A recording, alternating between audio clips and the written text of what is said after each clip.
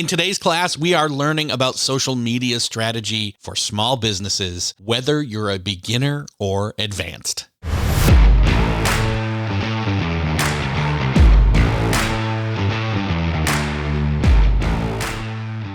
Hey, welcome back to Millionaire University. I'm Eric Fisher. I am thrilled to not only welcome you back, but also to welcome this week's guest speaker, Peg Fitzpatrick, to the show. Peg is the co-author, along with Guy Kawasaki, of the book, The Art of Social Media, Power Tips for Power Users. And she also has a brand new book in the works coming out soon, The Art of Small Business Social Media. And in this conversation, we're covering everything from the importance of understanding which platforms align with your business goals to strategic content planning and management. That, and we're going to give you some homework. There's some trainings that you can dive deeper into in the show notes, but there's no time for that now. Class is starting. Put your hands together for Peg Fitzpatrick. I am super excited today to be talking with Peg Fitzpatrick. Peg, welcome to Millionaire University. Thanks for being here.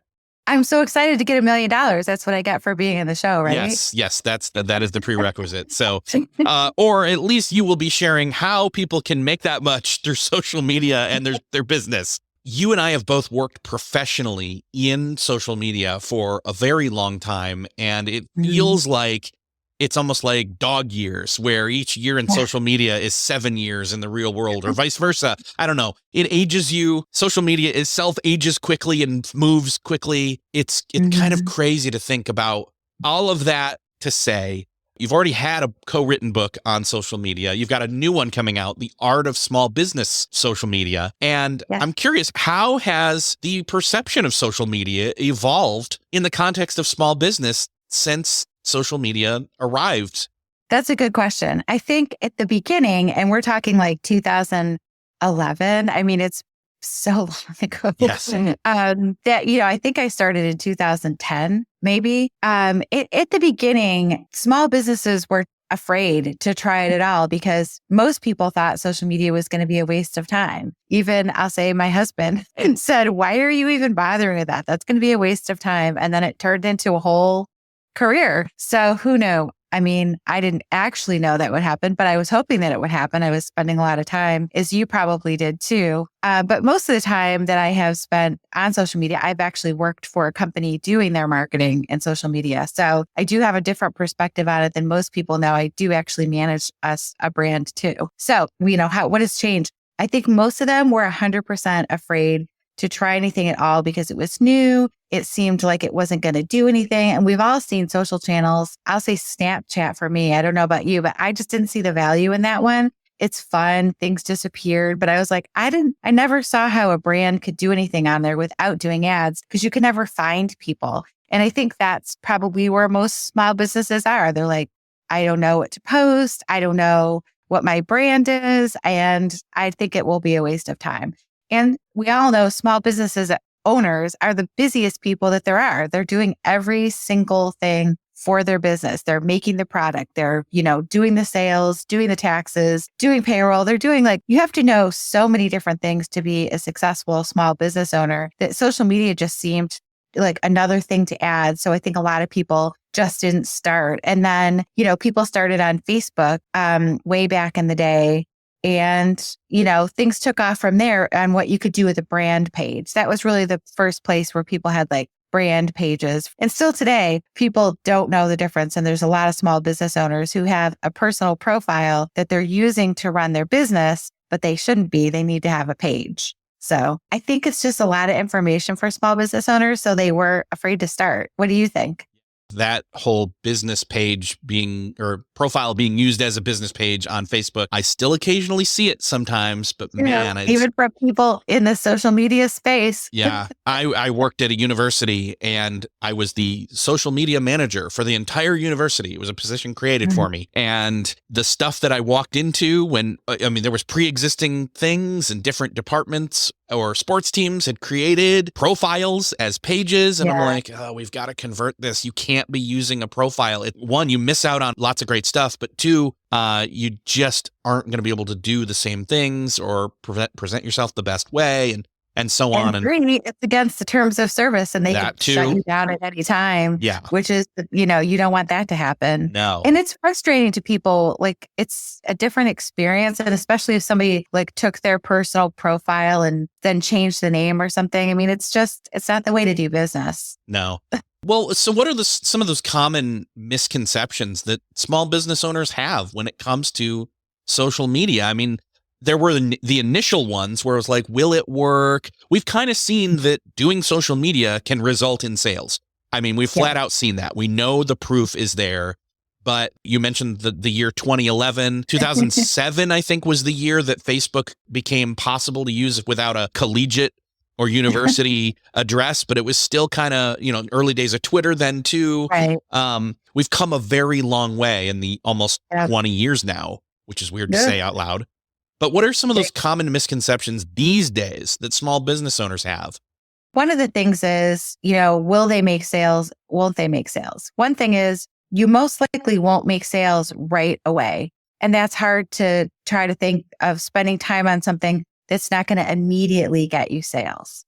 And then the other thing is that people think that it's just going to be for sales. They miss the whole point that it can be for customer service or just customer communication. Like, what hours are you open? What specials you have going on, things like that. During the pandemic, the small businesses that did not have social media pretty much all closed. A lot of businesses were like changing their hours, and you would leave your house. You'd be like, okay, I'm going to leave my house, get a mask on, go out. And then you'd get there and it's closed, and you're not going to go back to a small business too many times if you go and it's closed. That's a sad reality. Small businesses, during the pandemic, some of them really did falter. And then some really knocked it out of the park because they hopped on, they had their hours, they were posting specials, they were there for people, they were helping people, they were letting customers know what they could do to help them. So the people who were able to pivot and switch that thinking and, from only traditional marketing to online marketing, it is a switch, but I think the misconceptions are, number one, that either they won't ever make any money or they will make money right away. Both of those things you usually don't hop right on and make money right away. You could, I'm not saying that it's impossible, but you usually have to put a little bit of time in and build your profile up. And that's a good thing, because if you're just starting out, you don't have great stuff at the beginning anyway. So who wants people to see your first post as a customer? I mean, not your best one, right? Yeah. The whole plethora of what Facebook, we'll go with them specifically, offers in terms of options for a business page is almost a full marketing / communication suite that again, in that example there that you were talking about, you could go to a small business's website, but if they were going to change their hours or have specials or swap things up and be as flexible as they needed to be in times like that, where people are like, I don't know if I'm going to go anywhere or venture out. I need to know more quickly to be able to hop on Facebook, type in the business, see if they're open right then. And and the business owner can just toggle stuff and change things on the fly and not have to do it on their website. That was a huge boon for small business owners at the time. It and really still is. now. Yeah. Small businesses don't always have great websites either. Sometimes they just might have more of a landing page that doesn't really get updated. Because honestly, if somebody doesn't really know how to do social media, they're probably also not a website person. Having both of them is great, having a landing page and your Facebook page. Obviously, most small businesses, they're thinking, okay, I know social has a place, but maybe it doesn't have a place when I'm first starting out. And so they haven't touched it. Or maybe they touched it, but then kind of let it be kind of dormant, and they went on and got, they beefed up their products. They got their workflow set, maybe hired a person or two. They did some traditional marketing. How can they then come back to social and integrate that with, say, the traditional marketing, or balance starting to invest in social media as well as anything they've already been doing? The other thing is, if they have something that works, you definitely don't want to throw the baby out with the bathwater, because traditional marketing still does work for small businesses. My dog groomer, for example, they do something really great. They make little cards for like your appointment cards. They just take like a really basic thing and they put little dog stickers on it, which are super cute. They handwrite the little things and then you stick it on your fridge when you get home. Another classic, great traditional marketing thing. I love when you go get your car fixed and then they put a keychain on there and it's like, has the name, the number. It's still a smart thing to have those where somebody can stick a little magnet on their fridge.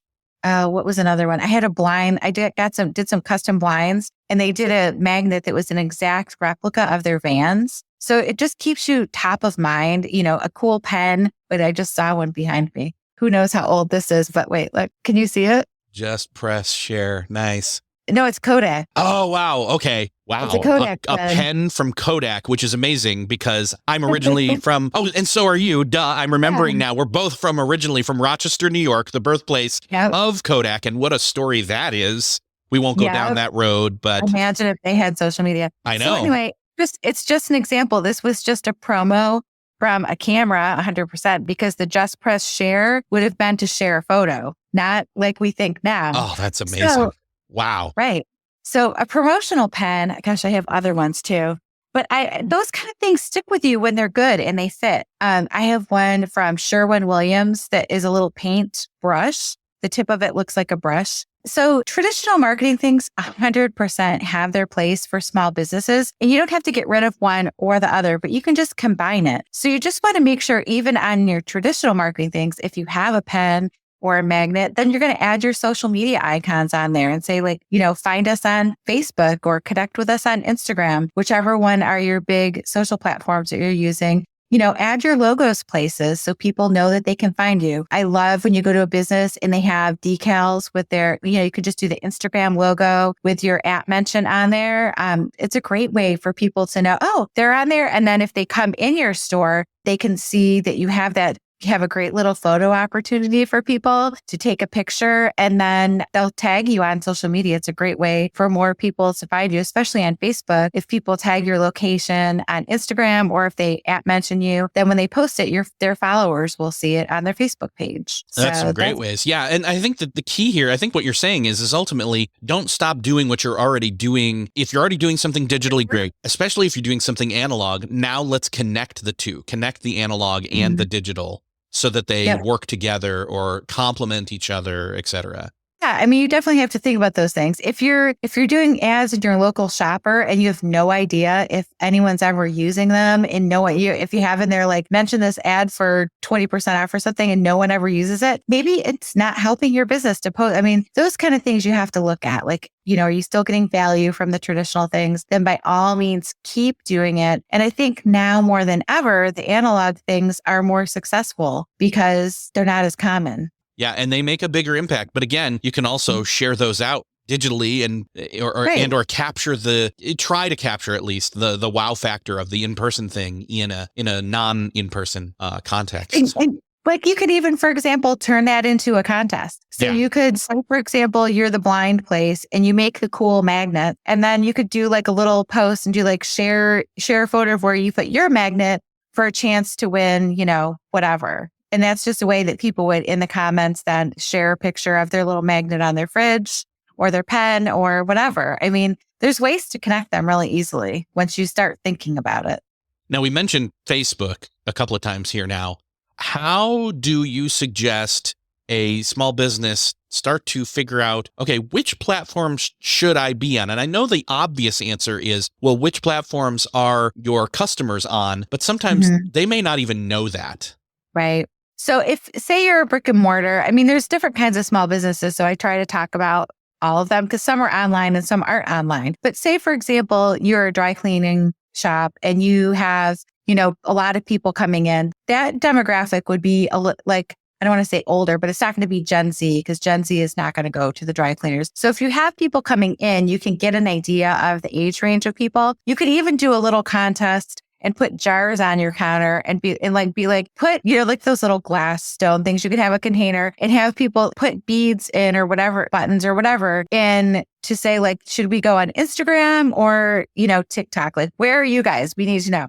Do a little contest and have people coming in, put every time that they come in, they put Instagram, and then you'll get a little thing that will show you, all of our customers are on Instagram or TikTok. Dry cleaners in particular, they are going to have a demographic of Gen X and above, maybe some younger. I think millennials don't do as much dry cleaning.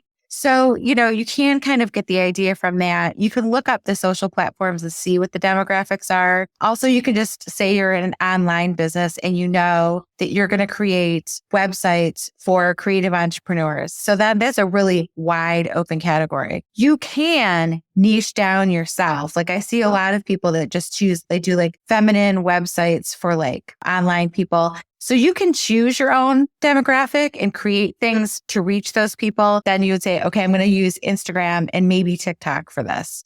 And I'm going to, figure out ways to share things about why people need websites, things that you've created, things like that. And then you would start sharing things about your product and using hashtags to reach those people. So part of it can be what your product is. Part of it could be where you're located. Are you a small town and you're a coffee shop? So who cares if anybody else follows you? All you want is everybody in your local town to follow you, really. If other people follow you because you post great like coffee art stuff, that's okay. But that's not going to help your business unless you sell anything that you could ship. Mm-hmm. So the reality is for that, all you care about is everyone in your town. And then it's going to be more of like checking out the hashtags for it and the locations in your town to see where people are. Are those people all on Facebook? Are they on Facebook and Instagram? Is TikTok going to help you at all? It depends. So, there's ways that you could work each one of those, but that way you're just doing local research because you just want to reach those local people. Those are the kind of accounts where it's not going to matter if you have 500 people and your town is pretty small. Like, that's great. All you need is those people. If they're all really local people that you're going to connect with, it's perfect. You're never going to have 10,000 or 15,000, nor should it matter if you do. If you live in a smaller place and those people aren't your customers, it doesn't matter. So those are the kinds of things that's different for a small business owner to focus on. Like, it doesn't always matter if you have big numbers. It matters if you're reaching the right people and sharing the right messages to get them to be your customer. Now, I know that one of the other key pieces for small business owners when it comes to social media is maybe they've gotten to the point where they realize, oh, I'm wearing all the hats. I'm like you said, they're creating the products or they're working with people to create the products. They are doing the marketing, whether that's analog or digital. They are doing the HR, they are doing the bookkeeping, and they're doing all the things. They're wearing all the hats, and they need to start delegating and allocating resources of their own time elsewhere more than just on social media. So what are some of those key factors when deciding to manage social media? Either hire somebody internally or even externally to come in and partner with you, or bring somebody in. If you're a small business and you have another person that works for you and that person is, say they like social media more than you and they know your business, I would say train that person. You might not necessarily be the person that's going to train that person because maybe you don't have a lot of expertise in that. But if you have a person who, but we'll just say this time we're like a florist, you're the person who does the flowers and all the stuff. And then you have a person at the front desk, they love it. So then you could take that person and you are going to have to get some training for them. It's not going to be, yes, I know how to, I could post a lot on my own personal stuff. That doesn't always translate to being good at the business part of it. So if you have an internal person that you can train, the first place to go is Meta has amazing training for Instagram and Facebook. And you can have them take the little classes in there, learn all the back end things, and then you can kind of teach them what your brand is. So like they should have an idea of, they know your logo and your colors. And then you can just talk about like, what are the most important things? Like, are you the organic florist, or are you the, if you're a small town florist, you probably handle all the proms and so some of the stuff is seasonal. And then it's just kind of translating like your brand values to them so they can understand what's important to you when they post. So, you don't want anything like, say you're not silly or goofy, you want it to be like friendly, but professional. So maybe a couple emojis here and there, but not all emojis. And everything needs to be full sentences, no kind of slang. And so you can like lay out that kind of thing and make like little brand guidelines for them. If it's just you doing everything, you might not have that for yourself, but it's always a good idea to make like a brand Bible, if you will, and just have all the stuff in there. Even if it is just you, in the book that I wrote, I have the whole thing of like how to do all of that and just come up with all of that. It's hard at first, but once you start getting into all the pieces of it and then you get it all together, it makes everything that you create automate later so much easier if you know the brand that you're working with, because it's really easy to get distracted and use different colors and use different fonts, and then nothing looks the same and it's kind of confusing for people. So if you are going to train someone inside, just know the meta stuff is all free. So that stuff, they can take, and that's all free. There's books that you can invest in. You can definitely check your local library for marketing books for social media. And then also just other books. Books are a great way to learn. So you can get secondhand books. If you don't have a lot of money, there's still ways that you can do it. There's tons of webinars that you can find. So if you can have them while they're out looking, part of when you're learning, you're going to follow people who do social media. You don't want to get too wrapped up in just following people who do marketing and social media, but maybe you just follow a couple people that teach you how to do things. So some of your time on social media might be someone teaching you how to do things in Canva, or, make a cute reel, or how to do something, when you're recording a video or editing a video. There's tons of YouTube videos too. So there's definitely ways that you can help you or the person that you're working with, learn how to do these things. And then if you're going to hire outside, it isn't cheap to hire someone to do your social media. And you definitely want to get references from people. You want to see things that they've done. I know a lot of social media people say that it's not important for you personally to have your own good social media, but I've always felt like if mine isn't good, then why would people think I could do someone else's? So I always do maintain mine to some extent, depending, on other things that are going on. So, and then you're going to need to know, what is it that you want and what your budget is before you start. I think it is cost prohibitive for most small businesses to have one dedicated person to do their social media and marketing. And it might be expensive to hire someone, but you could have someone create some of the things for you. If I was a small business owner, I would probably invest my money in a photographer and somebody that could come and help do photos of things for you that you could use on social media, and maybe do a little bit of your budget there. So you could do branding kind of shots, the outside, the exterior, the products, that kind of thing, until you're really good at it. And if you're the owner of the business, you definitely want to have photos of you and talk about who the face is behind the business. So if you are going to hire someone, you would definitely go with a smaller agency. If there's somebody local, you could check them out, but it doesn't have to be local at this point. You could work with somebody who's virtual. There's virtual assistants that are probably less money than hiring a social media agency. If you can't afford a bigger agency, you might be able to find a virtual assistant that you could work with that would help you create materials. And you just kind of need to have an outline of what you would be looking for and, what they can help you with. So there's a lot going into even just hiring someone. You definitely don't want to blindly hire someone and not have any idea what you're doing and what you want from them, because I've seen it happen in the past where the person who's hiring doesn't know enough, and then the person that's doing something isn't doing the right thing or enough, and then it's not really making an impact for them. And then they say, well, social media doesn't work because I tried that and that doesn't work. That's one of the things that small businesses have tried it. It didn't work. And so they say it just didn't work for me, but maybe they didn't have their brand set and they didn't really know what they were doing yet. So maybe also just taking time to learn yourself if you're going to start it before you jump in, so you don't feel that overwhelmed and feel like you're failing at it. There really is no failing at it though. If you can keep trying, right? Well, thank you. That was a great info dump on a lot of great stuff. And it's really helpful to think about that you really have to tailor it to yourself as the small business owner and have a certain amount of self-awareness and knowledge of your own strengths and weaknesses. Mm-hmm. That's going to even come into play. I think when I asked which social platform should we be on? Well, which one do you like doing yourself? It does, because people, if you only are stuck on one thing, you're like, I'm going to do Facebook because that's what everybody says, but I hate Facebook.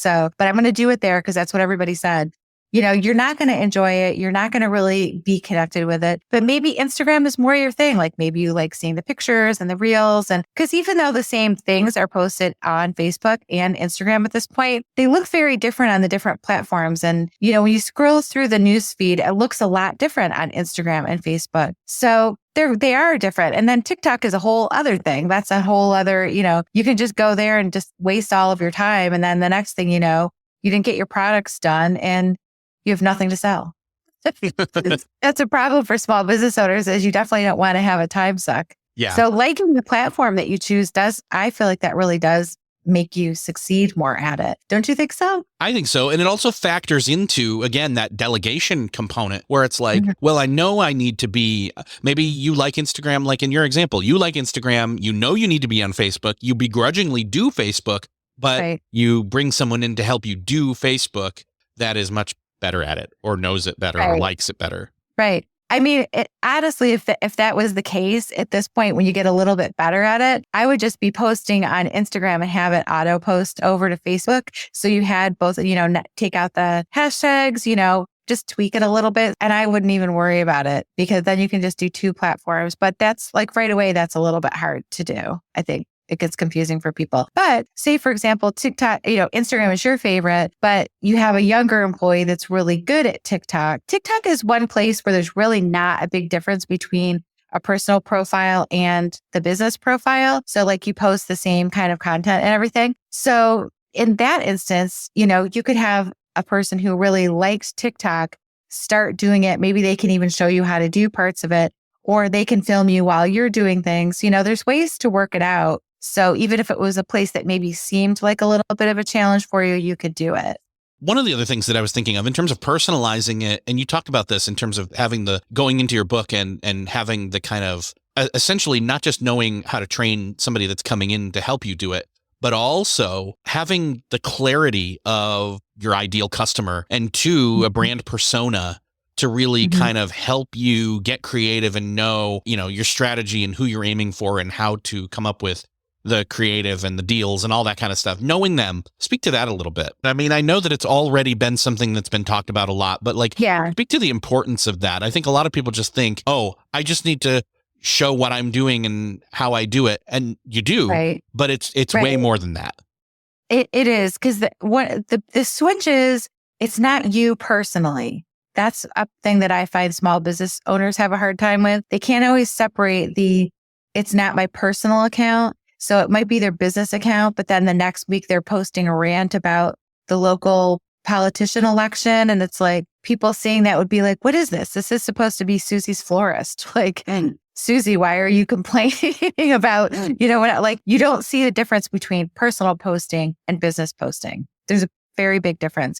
If you don't know the difference and you start dumping your personal stuff on your business page, 100% it's not going to fly. So what you need to make sure is that you're Susie's Florals and your posting is that. So it's not you as Susie, it's the brand. So then you're going to come up with what the brand is and the brand voices and the font and the branding pieces that we talked about. But then you're going to have like your ideal customer. So your ideal customer is, a married man who likes to send flowers to his wife on birthdays and anniversaries. And then some other days he just stops in to pick up bouquets. So how are you going to reach that person? Then you have another persona that is like local businesses that buy flowers, like it's restaurants and things like that. So you might have local businesses. So there might be a couple different people that you're talking to, but you're never talking to them as you're talking as the florist. So then you're going to think about when you're writing your text, like, okay, it's January now, but you can start doing teasers at the end of January saying, don't forget, you want to get your flower order in so you can make sure that your wife gets her favorite, roses that she likes every year. So you're just going to do like little reminder. So you're going to be talking exactly to the guy that, is going to buy flowers for his wife, or,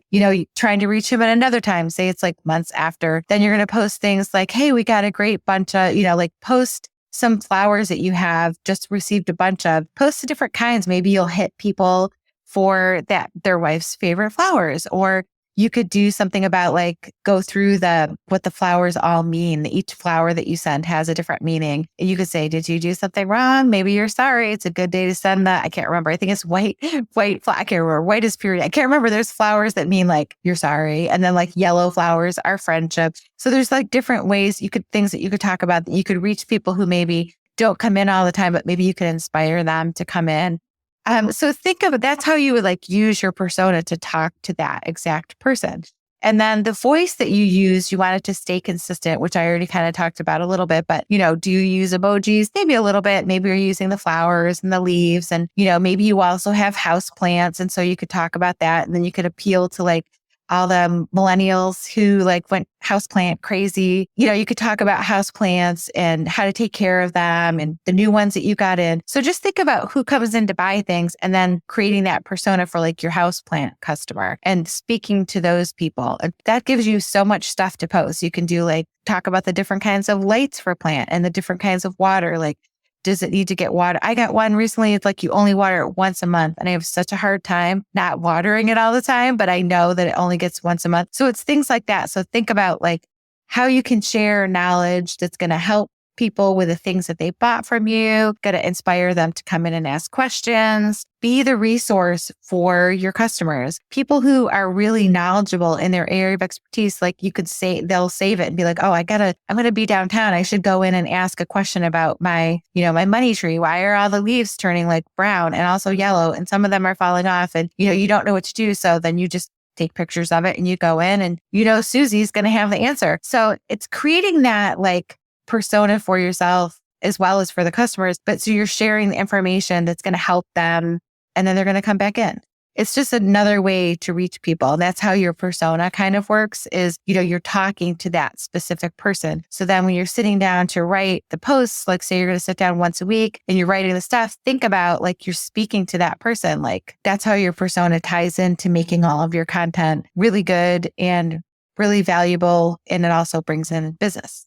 Yeah, it ends up being kind of your business marketing Bible in a sense. You have documentation to go back to refer to. Even if you're the one who already wrote it, it just helps you think, okay, we've got this brand new thing.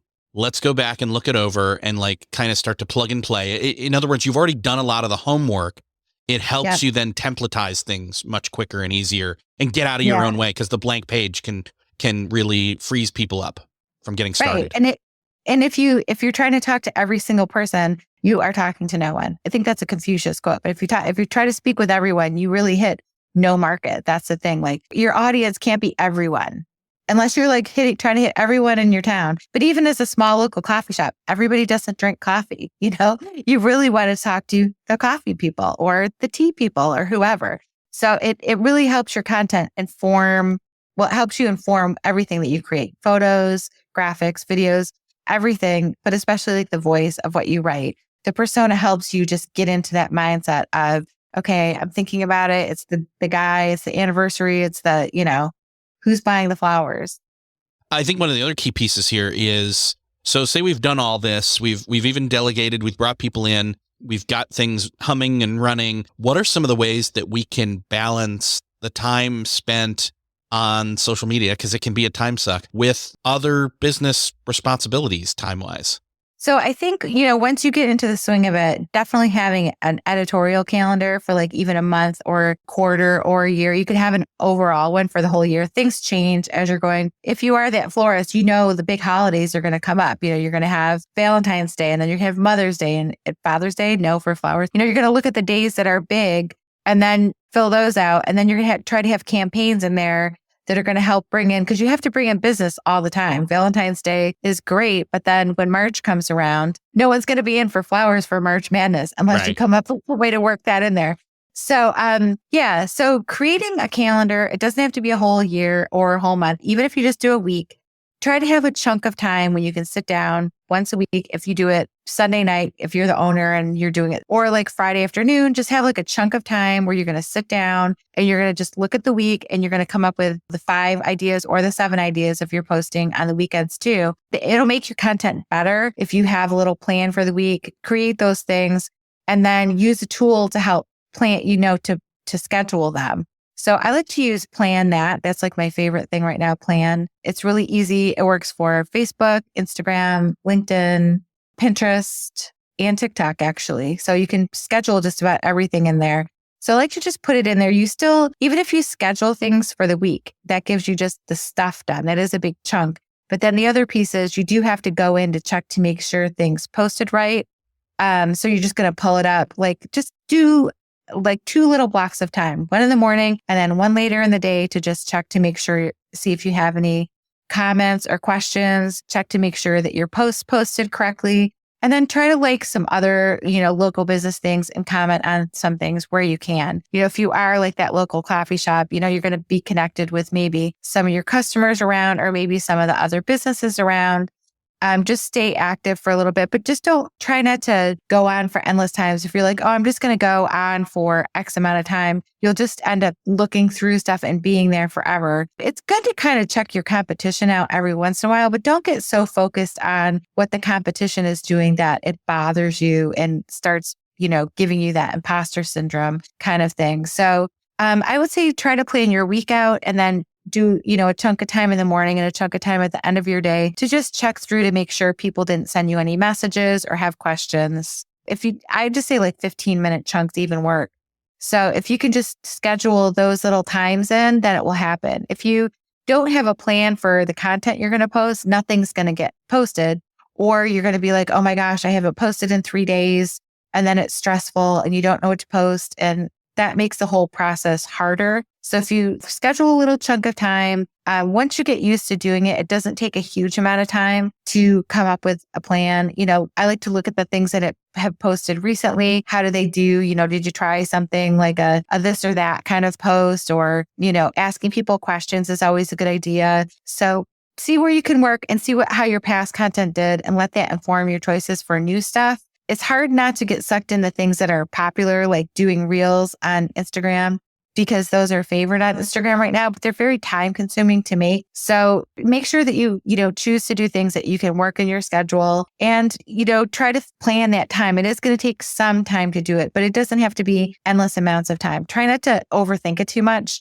It helps a lot if you have your brand all set and you have your brand voice all set and this week we're going to focus on X product or this service, and then just kind of do that week. And then if you can do a little bit more, that's fine. But honestly, if you can have 1 week done and scheduled, you'll feel so good about it and it will not be as stressful. And you don't have to worry about, did I post something? I don't have any ideas today. Once you get set in the mindset of just like doing a chunk of it, it helps get your brain flowing for ideas when you create more than one at a time. Do you find that? Yeah, I was going to say, and I think another key piece is know when you're most creative when it comes to this kind of thing, and sit down and, maybe you go to that local coffee shop and you sit there and you have a notebook or a laptop or both, and you sip some coffee and you kind of see people walking in and out and you have the ambiance and you say, okay, I'm just jotting down ideas and this is my creative time and I know I've got these slots, and then you start to chunk them in there. And again, this may be first thing in the morning or late morning, or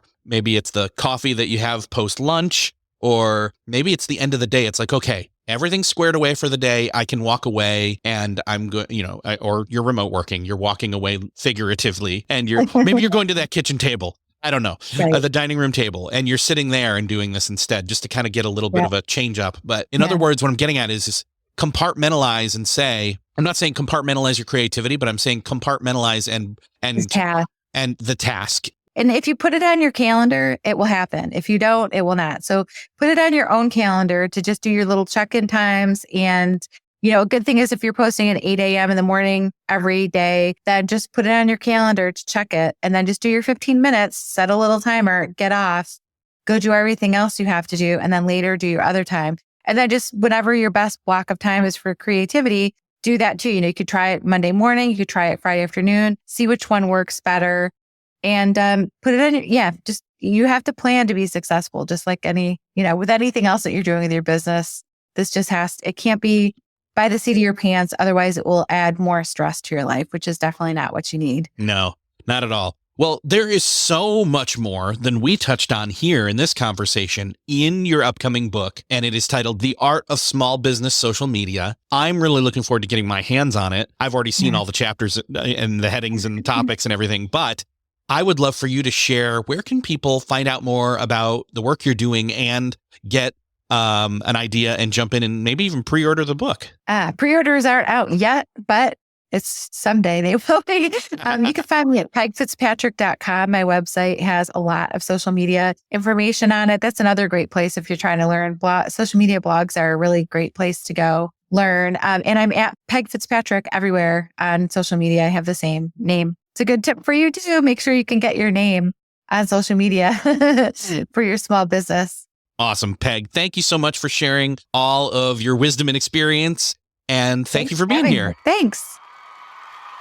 Well, there you go. With that wisdom that Peg has shared, I am encouraging you to start to take a closer look, even if you've already started in social media, at what you're doing with your business. The persona, the character that is behind your brand. Take another look at the customers that you're serving or trying to reach. Create that persona of your ideal customer. Set aside some time to assess your social platforms and whether you really enjoy it or if there's something you can offload to someone else to help you with. And remember, you don't have to be afraid of that idea of juggling all the hats. Peg's advice on finding the right help can help you. You can train an internal team member. You can find some external assistance. Investing in your social media presence doesn't have to break the bank, and you don't have to get into the content trap of constantly posting. You need to be posting the right things for the right people, not getting stuck in the rat race of content. I'm really looking forward to seeing what you do with this and the potential that I know you have.